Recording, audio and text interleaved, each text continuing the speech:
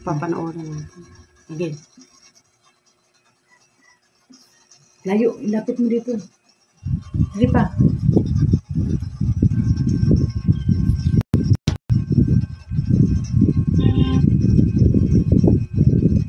Balikin mo ba?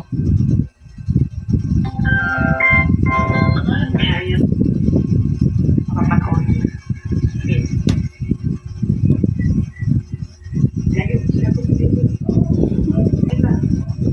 Ba't nakita mo na live na ba to? Oo. Hi guys! Good morning!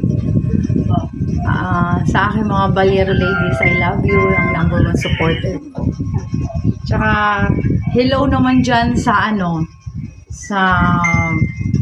shout out ako sa mga taga BCDA, Taguig, kay Maring Julie, sa Tropang Tapat, hi Kuya Ray, kay Ate Marisa, hi Jing, at saka sa aming barangay captain dyan sa barangay Ususan, si Kapitana Marie Marcelino, hi BFF, kumusta? And shout out nga pala sa aking kumari Faye Marshall, baka kasi magtampo na naman yun. Shout out din sa mga ladies dyan, hi Mitch, sa lahat dyan, sa inyo, sa BCDA. Hi Suarez Sisters, hello. Hi Abigail, good morning. Tsaka shout out din naman sa, uy, shout out ka naman dyan sa aming barangay captain na pinakabata dito sa Talipan, barangay captain Kim Carlo, assessor. Good morning Kap. Hi ate. Hi Rosalia Villasin. Hi ate, kumusta? Good morning. Ang aga nagla-live, kailangan naghahanap buhay. Good morning, kumusta na kayo? At saka aming dalawang kagawad kahapon sa aming assembly, si Kagawad Gerald Alano at saka si Kagawad Abel Quisada. Good morning sa inyo.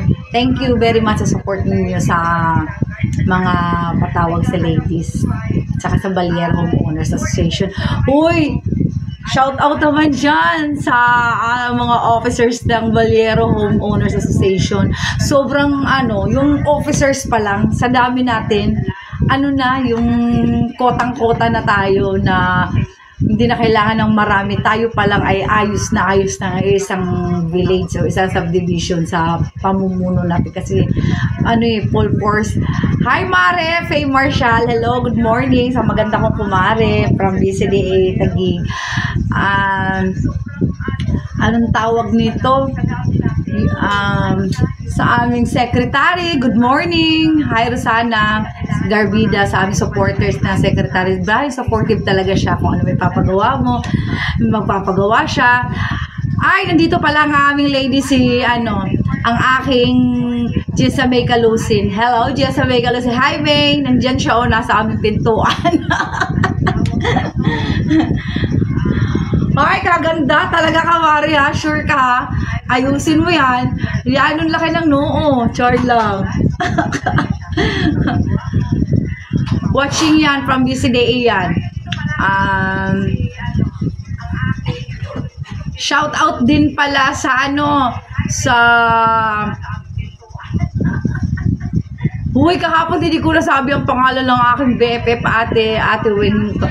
Oy, Ringo, ang aking best friend, Ringo Ortiz, watching daw siya from Padre Burgo. Shout out, hi parts. Antayin mo ako, malapit na. Sarapan yung luto niya ni BFF Minerva, ha.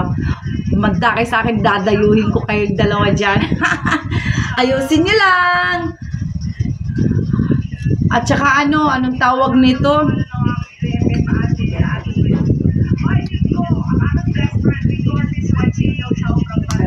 Advance.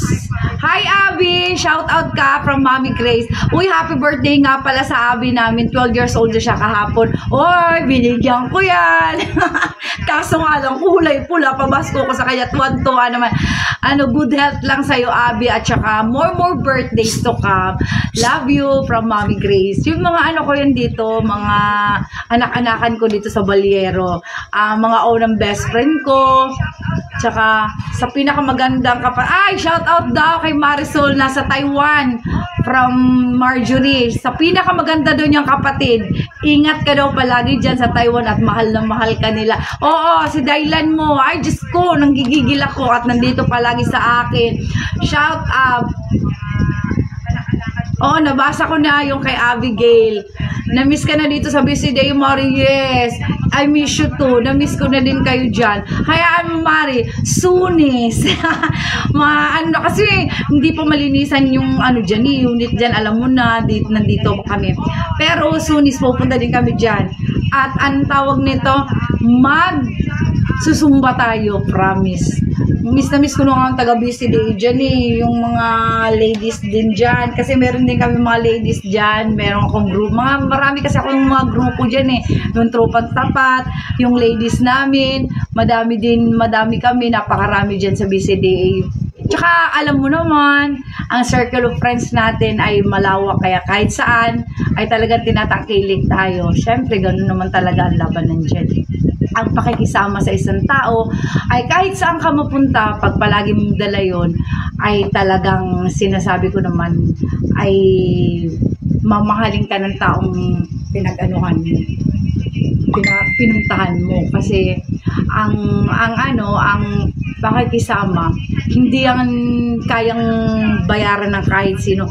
Ang pakikisama, pinaghihirapan.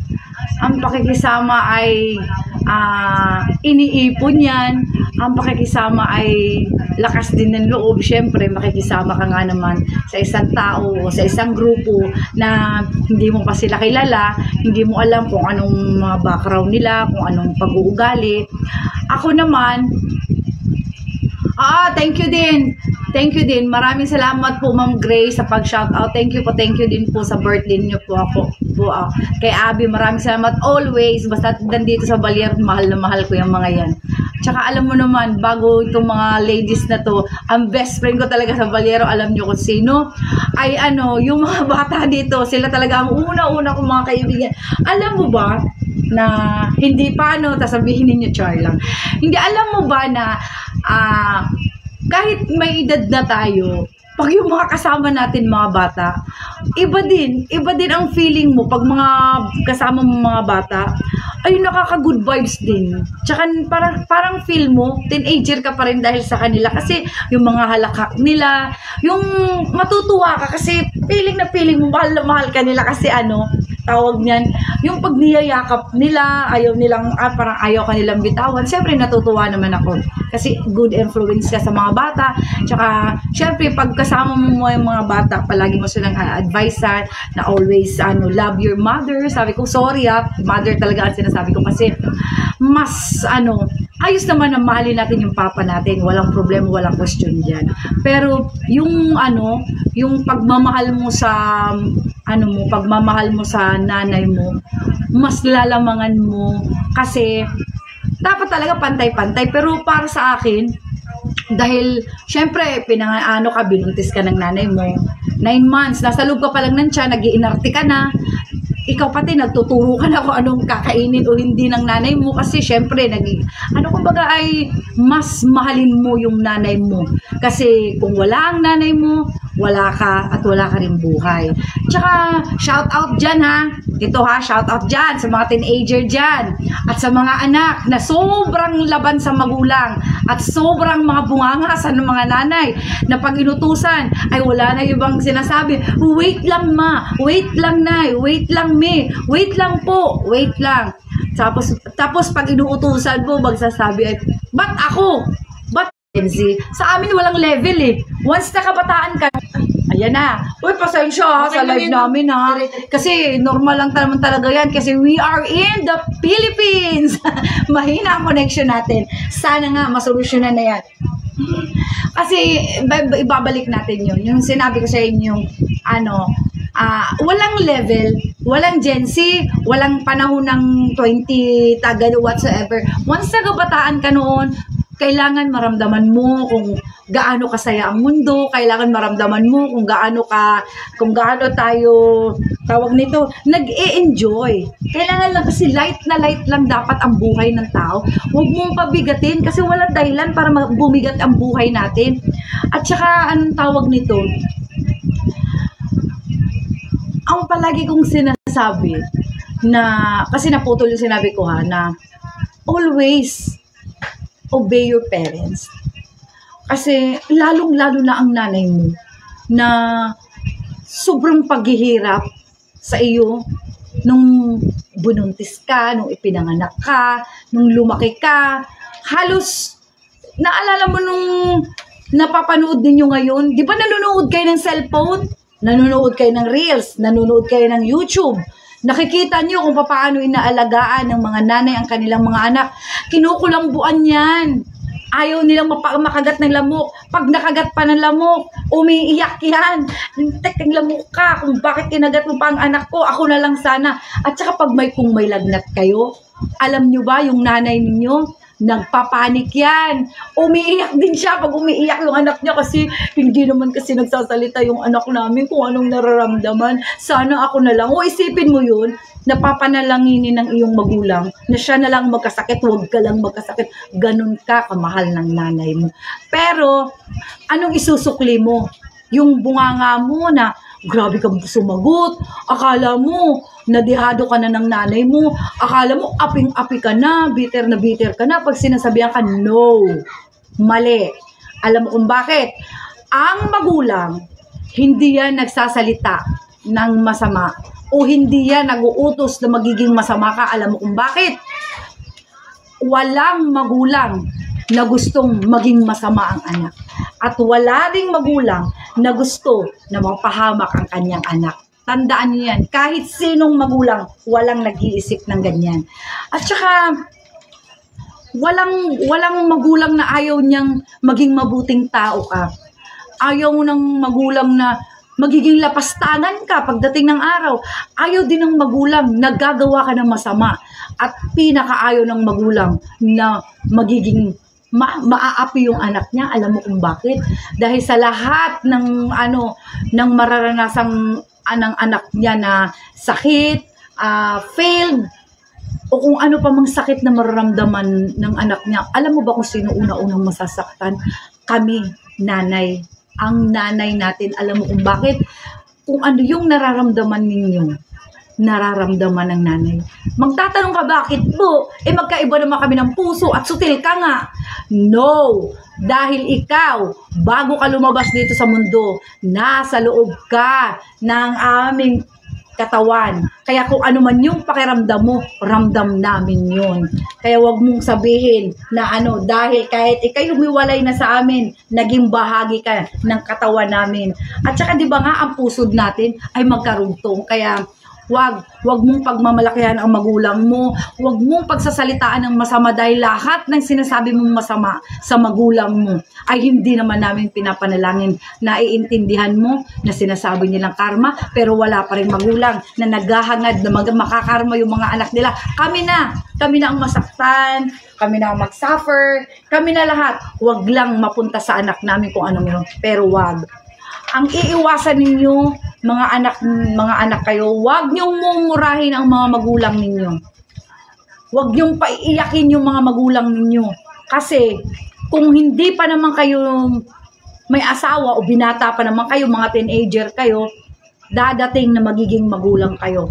At huwag naman dadating yung time na kung ano yung ginawa mong kasamaan sa magulang mo, mapupunta pagdating na ikay tatanda. Wag mo nang pangarapin yun, wag mo nang ipanalangin yun, kasi pag umiyak ang isang magulang, ramdam yun kung gaano kasakit ang ginawa mo bilang anak.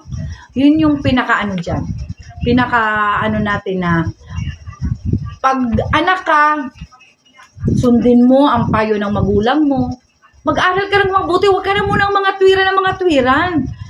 At saka, ang masama, lalo na nung natapos ka na ng pag-aaral, minsan yung mayabang ka na, pinagsasalitaan mo ng hindi maganda ang magulang mo, tandaan mo, wala ka sa kinatatayuan mo kung wala ka magulang. O ipalagay natin, kasi hindi naman perfect talaga ang buhay ng tao. May magulang na hindi nagpapaaral ng anak. May magulang na wala silang pakialam sa mga anak nila. Kasi, ano sila kumbaga, siguro, hindi sila nahubog ng tama nung sila ay mga bata pa. Baka akala nila na pag iniwang ka, magiging maayos ang buhay nila. May mga magulang kasi ng sarili lang nila ang tinitingnan natin. Pero ikay nagsisikap ka. O di saludo ako sa iyo kung ikay anak na ganyan. Pero, time heals all wounds na sinasabi nila na kahit do gaano katagal at kalalim ang sugat, dadating ang panahon na gagaling yan at magiging maayos din ang lahat. Ang pagpapatawad naman ay hindi naman yan minamadali. Ang pagpapatawad ay hindi naman yan agad-agad. Yan ay nagbibilang ka ng araw, linggo, buwan, taon, dekada, siguro. Pero ang pagpapatawad ay kailangan lagi nating isa puso yan. Kasi ang tao na nagpapatawad ay laging lamang sa Panginoon. Kasi more blessings, mas dadagdagan niya kung ano yung naibigay niya sa iyo. At kung ano mo yung pangangailangan mo, bibigay niya kaagad yun. Kasi alam mo kung bakit. In my experience, naranasan ko na yan, na yung ibinigay mo lahat, akala mo sapat na yun, akala mo mamahalin ka talaga nila, pero hindi rin pala.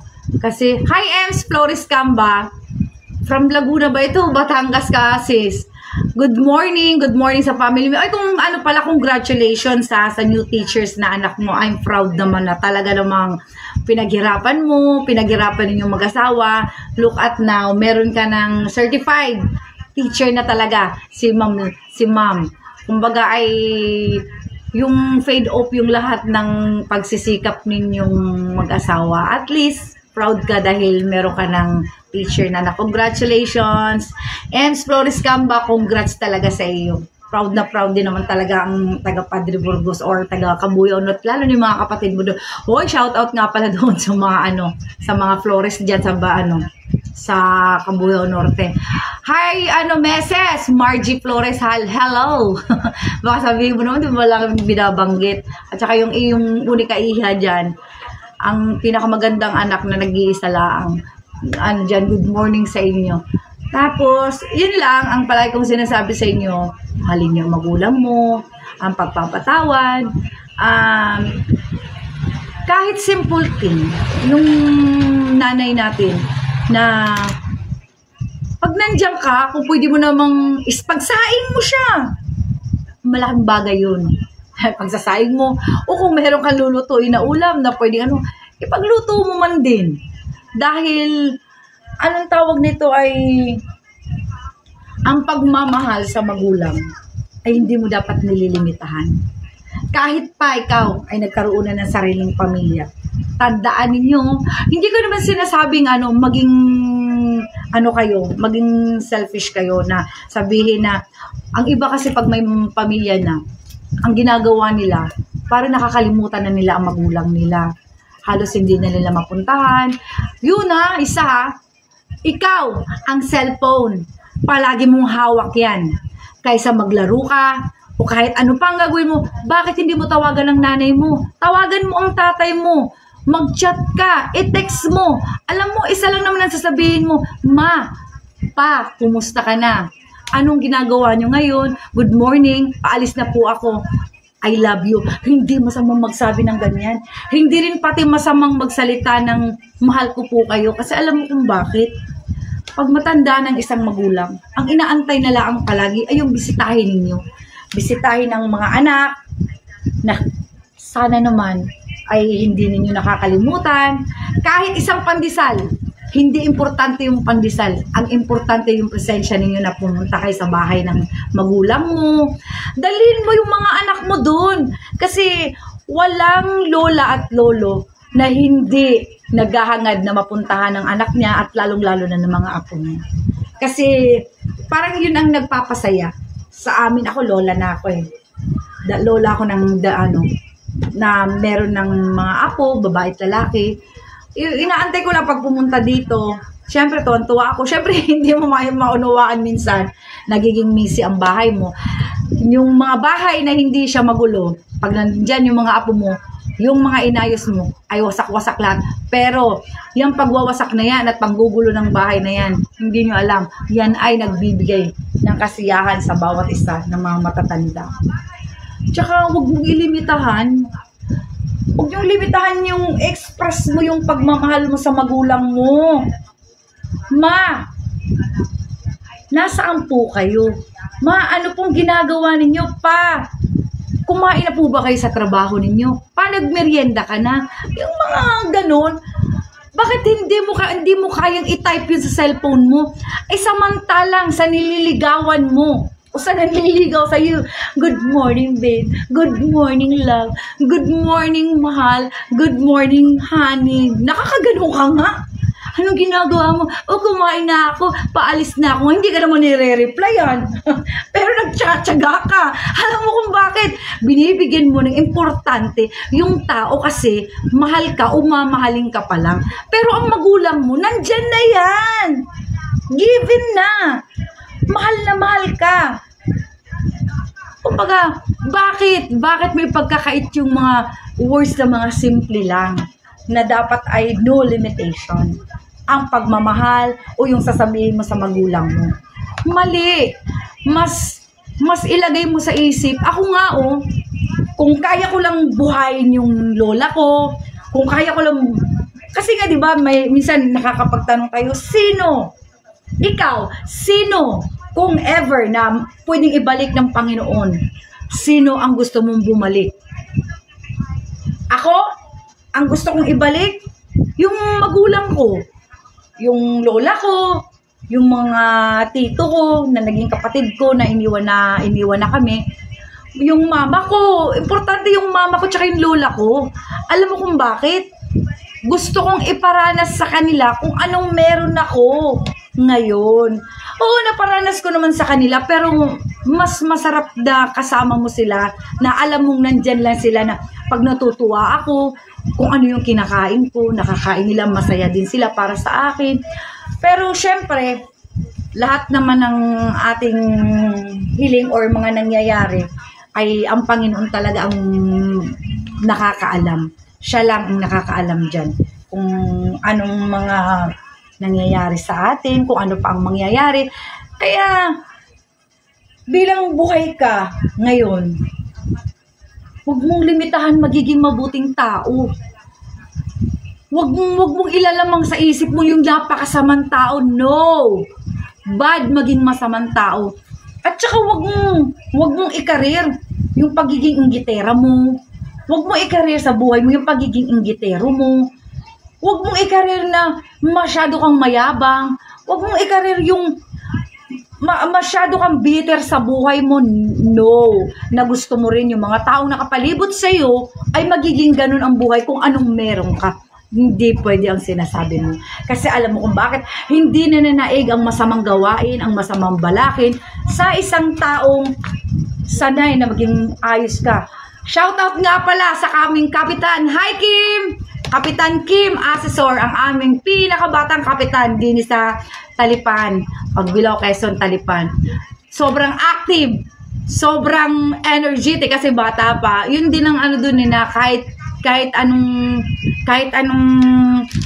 bata man, matanda man, teenager man, kaya niyang masakyan kasi nga lang ay flexible siya at kumbaga ay nasa tamang edad pa ng panunungkulan. Maliksi sa lahat ng bagay. Tsaka kaya niya sakyan lahat. Kaya saludo ako sa iyo, Kap. Sa aming kapitan. At tsaka, anong tawag nito? Guys, shout out nga naman pala sa Laurelis Morales. Hi Jan! Nasaan ka na? Nag-duty ka na, ano? Ingat-ingat sa pagpunta na sa trabaho. At saka, anong tawag nito? Di ba sinabi ko nga sa inyo, huwag mong uugaliin yung yung masyado kang mayabang na alam mong wala namang pagyayabang. Mas magandang palagi kang down to earth, nandyan yung pakikisama, at mahalin mo yung taong nagmamahal sa'yo. Kasi pag nawala yun, mahihirapan ka na. Kasi ang taong ibinigay ng Diyos sa'yo, ang Diyos ang nagbigay niyan para maging kaibigan mo, magiging partner mo, magiging magiging kasalubong mo. Kasi lahat ng nangyayari sa atin, tadhana ang gumagawa niyan. Minsan, gumagawa tayo ng tadhana na hindi naman. Ay, hi sa kumari ko sa Unisan, Quezon. Sencha Estrope. Ay, Bilyasin na yan. Hello. Good morning dyan sa inyo, Mare. Sa aking mga mahal dyan. Saka sa aking mga inaanak ko dyan. Hi, Jasper. Binata ng inaanak ko. So it means matanda na si Nina. Hello dyan. Ingat kayo palagi and God bless. Lahat ng lahat ng dumadating sa buhay mo ngayon, Mare, alam ko maka-overcome mo yan in time.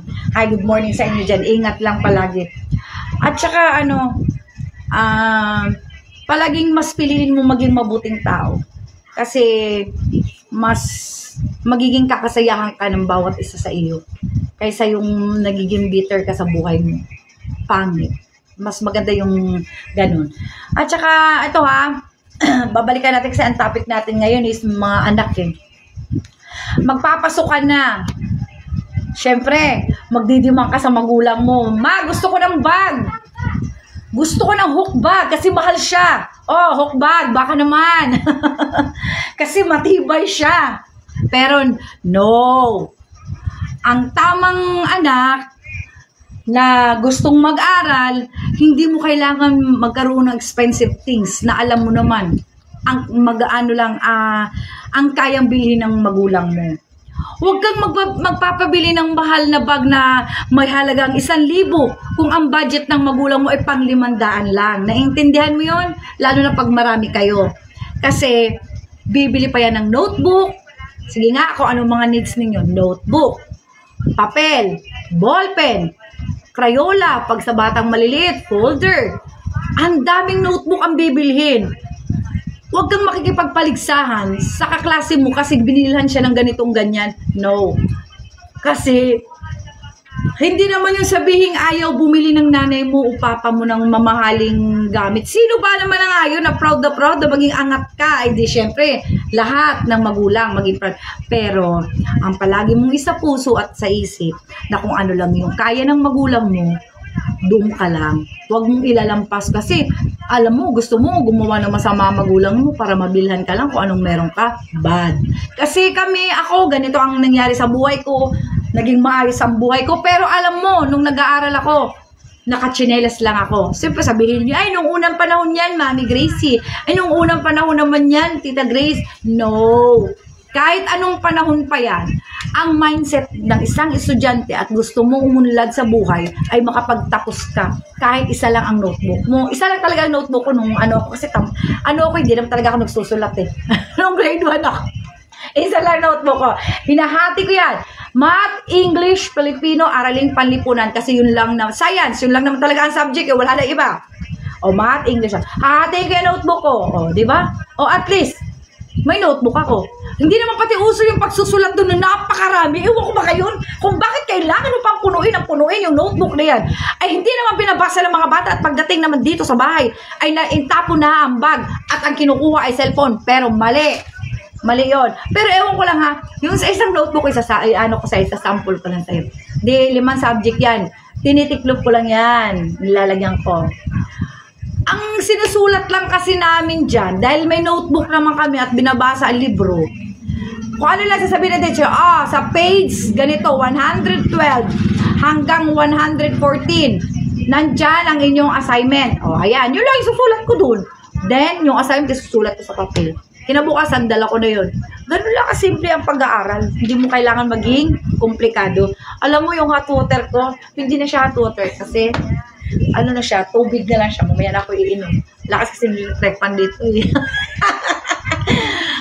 Kasi alam mo kung bakit? Yung aking editor at saka yung videographer ko, pwede ko na lagyan ng electric fan sa likod, didikit ko na lang ang charm. Tapos ganito. Basta, aral.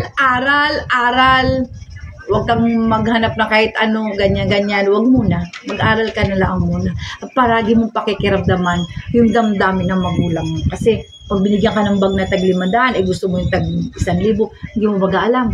Kung ikay nasasaktan kasi hindi nasunod ang sinabi, dobling sakit din sa magulang na nakita niya na inayawan mo ang binigay niya o binili niyang bag sa'yo. Maling-mali yun ha. Huwag niyong ugaliin yan ha. Kasi ang mabait na anak at masunurin ay nagiging successful pagdating ng araw. Palaging nasa isip, nasa puso, ang payo ay laging isabuhay yan. O, ito lang, shout out naman dyan sa lahat. At saka maraming salamat sa nakisama sa amin dito sa aking live na sana kahit papano nakakakuha kayo ng kaunting tawag nito? Nakakapulot ng kaunting aral sa mga anak, sa mga magulang, at sa mga taong nakapalibot sa inyo na mahalin ang magulang, i-appreciate kung anong kayang ibigay ng magulang, at saka anong tawag nito, palaging mag-I love you sa magulang. Kahit saan lupalop ka man ng mundo, matanda ka na, bata ka, always hug your parents kung nasa tabi pa ninyo sila. Kasi sometimes, nafe-feel ko rin na kailangan ko ng yakap ng mama ko, kailangan ko ng yakap ng lola ko. Pero sad to say, wala na sila kasi kinuha na sila ni Lord. Ewan ko, siguro kinuha sila ng maaga ni Lord para maging matatag ako para sa mga anak ko. Pero sobrang tatag na naman eh. Tatag na tatag. Kasi hindi ako magiging ako ngayon kung hindi ako naging matatag at saka kung hindi ako lumaban sa hamon ng buhay. Hi Biang! Scarlett Tenorio. Hi Biang! From Padre Burgos. Good morning! Alam ko naman eh, ramdam na ramdam mo yung palagi kong sinasabi. Basta ano ang palaging sinasabi ni Ate Grace? Laban lang para sa mga anak. At palagi mong raramdamin sa buhay mo na maganda tayo. Yung palagi natin sasabihin, maganda ako at kailangan maganda ako. Yun lang. I love you, Biang. Yun lang. I love you, Nanay. I love you, Tatay. I love you, Papa. I love you, Mama. I love you, Daddy. I love you, Mommy. Huwag mong tipirin ang pagmamahal mo sa magulang mo. Dahil pag ganyan ka sa magulang mo, pag ikay nagkaroon ng sariling pamilya, ganyan din ang ipaparana sa'yo ng mga anak mo. Hello guys! Hanggang dyan lang muna tayo. Maglalag naman tayo bukas. Tandaan mo lang ay palagi lang tayong palagi maging mabuting tao. Sa Balyero ladies namin, sa aming homeowners at saka sa amin dito, lagi ko naman sinasabi, nandito lang ako. Hindi ako isang pangulo kung hindi isa akong treasurer, isa akong secretary, tanod, judge, lahat na. Pwede ako. Ako ay flexible in any situation. Basta, lagi lang nating tatandaan ang pagkakaisa at pagkakaunawaan, pagbibigay at pagmamahalan, diyan tayo magiging successful. I love you guys. Good morning. Goodbye. Sign off na muna tayo hanggang bukas. Bye.